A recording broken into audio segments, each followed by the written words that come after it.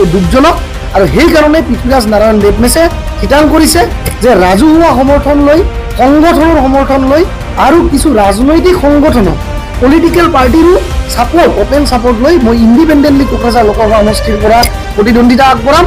স্পষ্টভাৱে কৈছোঁ মই হাগ্ৰামা মহিলাৰী ডাঙৰীয়াই আজিৰ দিনত গ্ৰাছ ৰুটৰ BPF-ৰ যিবিলাক কৰ্মকৰ্তা আছে, BPF-ৰ সদস্যসমূহ আছে, সেই সদস্যসকলক বন্ধকত থৈ আহিছে দিল্লীত আৰু বন্ধকত থৈ কোকৰাঝাৰ লোকসভা সমষ্টিত তেওঁ ৱাক অভাৰ দিছে NDA alliance UPPL candidate Jayanta বসুমতাৰীক।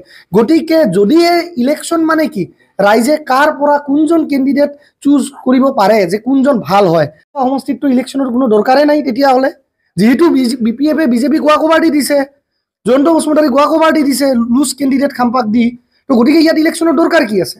সেইকাৰণে ইছ্যু বেছড কাৰণে ৰাইজৰ স্বাৰ্থত মই বাৰম্বাৰ কৈছোঁ যে 17 বছৰে BTC চৰকাৰে যি 10,000 কোটি টকাকে ইয়াৰলি বাজেট পাব লাগিছিলে as per the constitutional amendment act, BTCৰ পপুলেশ্যন হিচাপে অসমৰ 10% বাজেট অসমৰ পৰা BTC চৰকাৰে পাব লাগে, অৰ্থাৎ মিনিমাম 10,000 crore প্ৰত্যেক বছৰে 10,000 কোটি টকাৰ পেকেজ পাব লাগে।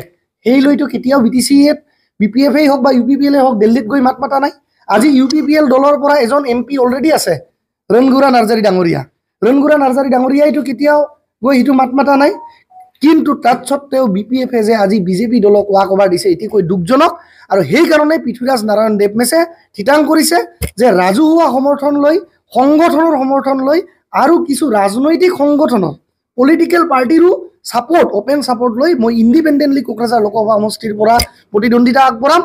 আৰু এপ্ৰিলৰ প্ৰথম সপ্তাহতে কোকৰাঝাৰ প্ৰেছ ক্লাবত মই স্পষ্টভাৱে কৈছোঁ, এপ্ৰিলৰ প্ৰথম সপ্তাহতে কোকৰাঝাৰ প্ৰেছ ক্লাবত মই এক সংবাদমেল আয়োজন কৰি যৌথভাৱে সকলো ৰাজবংশী, আদিবাসী, মুছলিম, সংখ্যালঘু, বঙালী, নাথযোগী বা বিভিন্ন ৰাজনৈতিক দলৰ যিবিলাক মুৰব্বী নেতাসকল আছে সেই সংগঠনৰ নেতাসকলক একেটা যৌথ মঞ্চত লৈ সংবাদমেল সম্বোধন কৰিম আৰু সেইদিন আপোনালোকক ভালভাৱে আপোনালোকৰ পৰা সহায় সহযোগিতা পাম বুলি মই আপোনালোকক অনুৰোধ জনাইছোঁ। ধন্যবাদ।